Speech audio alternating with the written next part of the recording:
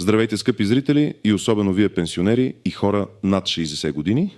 Днес имам да ви съобщя информация, която не просто е важна, а е критично важна за всеки един от вас и може да ви спести сериозни главоболия и пари още от утре.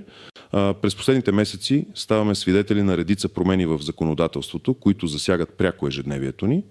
За съжаление, част от тези промени включват и въвеждането на нови, по-строги правила и, нови глоби за определени действия или бездействия. Не губете нито секунда, останете до края на това видео, за да разберете всичко в детайли. Моля, абонирайте се за канала още сега, ако все още не сте го направили, и харесайте видеото, за да достигне до повече хора. Това е информация, която всеки трябва да знае.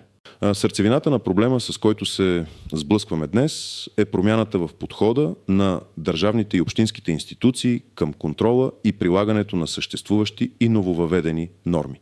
Преди време системата беше доста по-толерантна. Често се разчиташе на предупреждения, на устни забележки или на минимални санкции, които в много случаи дори не се прилагаха стриктно. Хората свикнаха с определени вратички или с нагласта, че никой няма да се занимава с мен за дреболи.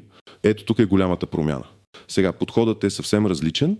Целта е не толкова да се наказва, колкото да се въведе ред, да се гарантира справедливост и да се рационализират процесите, особено когато става въпрос за разходване на публични средства или за спазване на общоприети правила за съжителство. Новите мерки предвиждат значително по-стриктно прилагане на законите и наредбите, като за нарушителите са предвидени ясни парични санкции, които влизат в сила незабавно за неспазване на тези, които вече бяха обявени и вече са в сила. Това означава, че ерата на гледането през пръсти приключва и всеки един от нас трябва да е наясно с новите правила, за да избегне неприятни изненади. Преминаваме към първата основна част, в която ще разгледаме подробно какво точно трябва да знаете, кой трябва да се притеснява и кой не, както и конкретни примери от ежедневието. Първа област, за която ще започнат да се налагат глоби, е злоупотребата с преференциите в градския транспорт. Как беше преди? Ако някой ползваше чужда карта за градски транспорт, често кондукторът или контролата просто отнемаха картата и изискваха купуване на редовен билет. В някои случаи можеше да има и акт, но обикновено последствията не бяха толкова сериозни за притежателя на картата. Как е сега? Правилата са затегнати значително. Не само, че картата ще бъде отнета незабавно, но и нейният титуляр ще бъде глобен с конкретна парична сума за злоупотреба. Нека дадем пример от реалния живот. Представете си баба Мария, една лъчезарна жена на 72 години, която живее сама и редовно използва градския транспорт, за което има специална преференциална карта, финансирана от общината и държавата. Един ден обаче нейният внук, ученик в гимназията, изпуска своя автобус и, за да не закъснее за училище, баба Мария с добро сърце му дава своята карта да пътува с нея. При проверка от контролен орган внукът е хванат с чужда карта.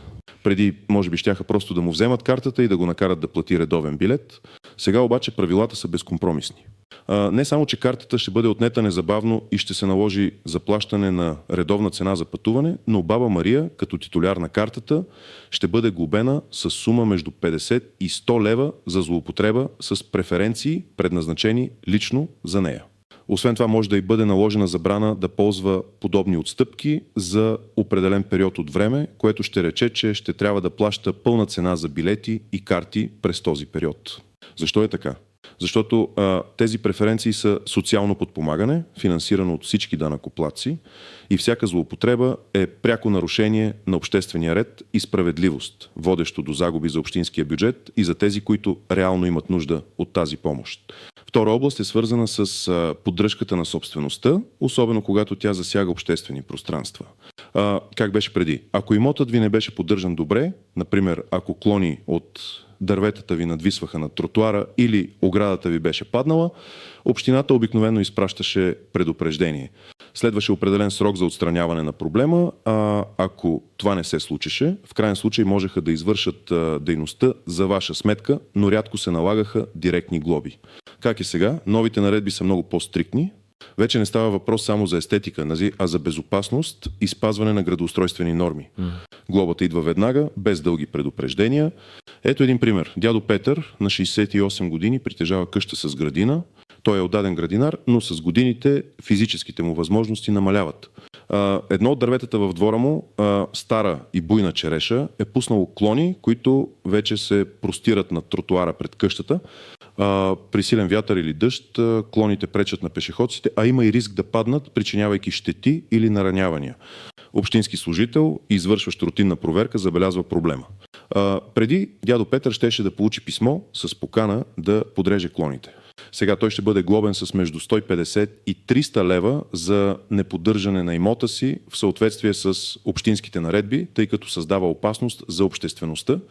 При повторно нарушение глобата може да се удвои, а при непредприемане на действия общината може да наеме фирма, която да извърши подрязването, като разходите за това ще бъдат добавени към местните данъци и такси на дядо Петър, заедно с административни такси и лихви. Тази промяна цели да гарантира безопасността на гражданите и поддържането на облика на населените места. Трета област – административно несъответствие и неактуализиране на лични данни. Как беше преди, хората често забравяха да актуализират адреса си в НОИ или общината при преместване, или да съобщят за промени в семейния си статус, които влияят на социални помощи. Последиците обикновено бяха забавяне на плащания, административни неудобства, но рядко директни глоби. Как е сега? С въвеждането на електронни регистри и по-строги правила за отчетност, неактуалните данни се превръщат в сериозен проблем. Неспазването на изискванията за своевременно уведомяване може да доведе до парични санкции. Ето пример, Гежа Иванова на 65 години получава месечна помощ за отопление, тъй като отговаря на определени критерии. Преди няколко месеца дъщеря и нейният съпруг, които живееха в чужбина, се завръщат в България и се нанасят при Гежа Иванова, за да й помагат. Така съставът на домакинството и се променя и техният общ доход вече превишава определения праг за получаване на помощта. Гежа Иванова от незнание или забравяне не съобщава за тази промяна в дирекция социално подпомагане в установения срок. Преди, може би, щяха да изпрат помощта, да изискат връщане на надплатените суми и това да е. Сега обаче, тъй като не е спазила законовото си задължение да уведоми за промяна в обстоятелствата, която влияе на правото й за получаване на социална помощ, Гежа Иванова ще бъде глобена с сума между 80 и 150 лева за неспазване на административните изисквания. Освен това ще бъде задължена да възстанови неправомерно получените суми, като при несъответствие с реалните данни тези суми могат да бъдат иззети принудително.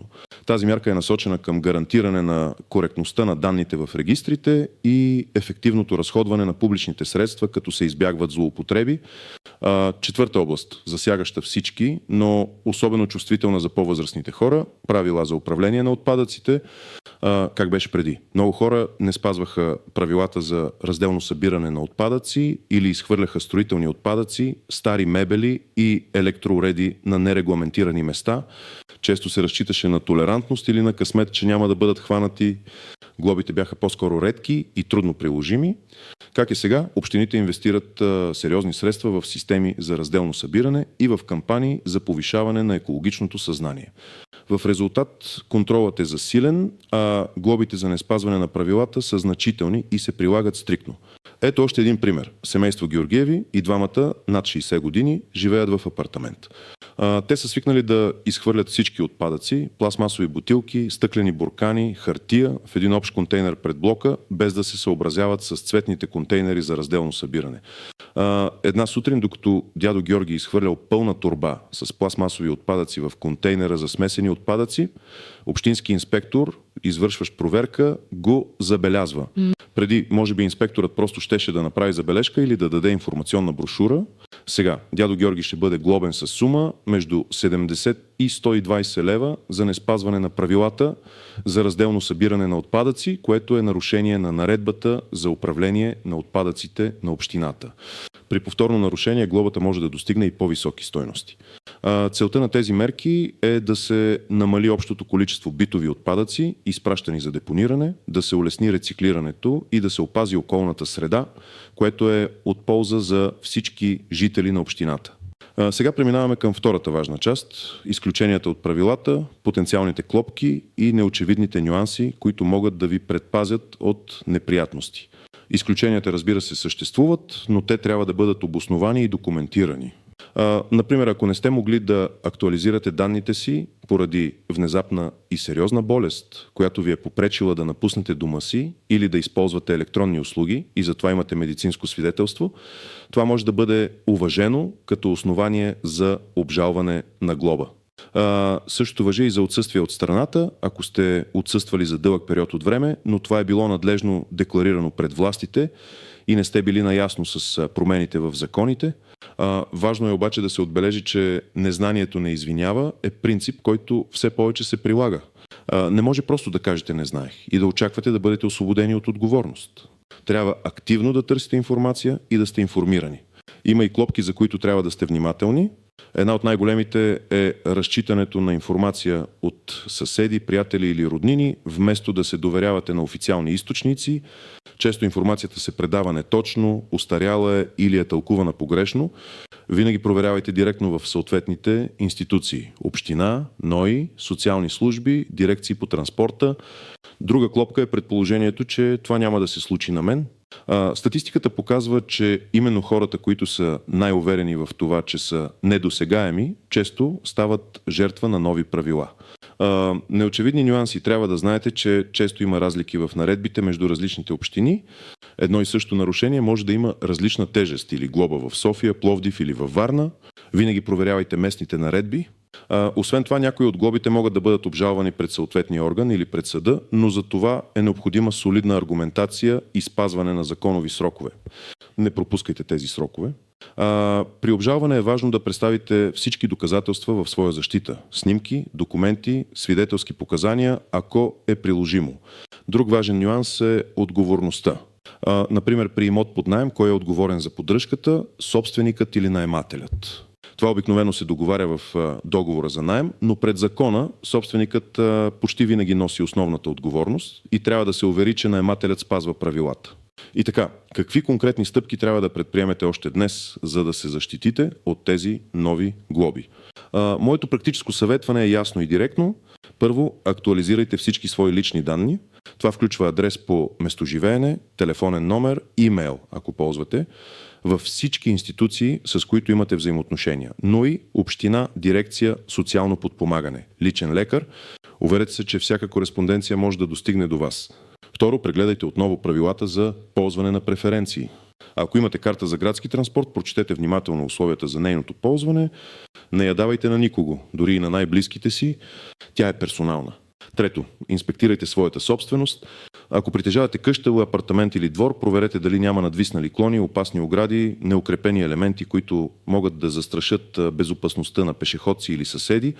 Ако имате проблем с почистването или поддръжката поради физическа невъзможност, свържете се с общината и попитайте за възможности за съдействие преди да получите глоба. Четвърто, запознайте се подробно с местните наредби за управление на отпадъците. Разберете къде и как се изхвърлят различните видове отпадъци, битови, пластмаса, стъкло, хартия, както и строителни, едрогабаритни или опасни отпадъци. Пето, съхранявайте всички важни документи. Това включва квитанции, писма от институции, медицински свидетелства и всякаква друга кореспонденция, която може да послужи като доказателство в бъдеще, къде да отидете и какво да направите. За актуализация на данни и информация за помощи посетете най-близката дирекция социално подпомагане или гиршете обслужващия център на НОИ. За въпроси относно имоти и такси, вашата община или кметство е правилният адрес. За градски транспорт свържете се с центровете за обслужване на пътници на съответния градски транспорт. Какви документи да съберете? Лична карта, пенсионно решение, документи за собственост, акт за собственост, медицински свидетелства, ако са приложими. Винаги носете оригиналите и няколко копия. Какво да напишете? Ако се налага да подадете декларация, молба или възражение, винаги изисквайте входящ номер и копие за себе си. Формулярите обикновено са достъпни на място или на уебсайтовете на институциите. В заключение, скъпи приятели, искам още веднъж да подчертая колко е важно да сте информирани и подготвени. Промените са факт и целят да въведат повече ред и справедливост, но това изисква и от нас по-голяма отговорност и информираност. Не подценявайте тези нови правила и не чакайте да станете част от негативен пример. Действайте проактивно. Запомнете, че превенцията е най-добрата защита от всякакви глоби и неприятности. Надявам се, че тази информация е била полезна за вас. Моля, споделете своето мнение в коментарите отдолу. Какво мислите за тези нови правила? Как ви засягат те? Вашето мнение е важно. Не забравяйте да харесате видеото, ако сте го намерили за полезно, и да се абонирате за канала, за да не пропускате бъдещи важни актуализации. Пазете се и бъдете здрави!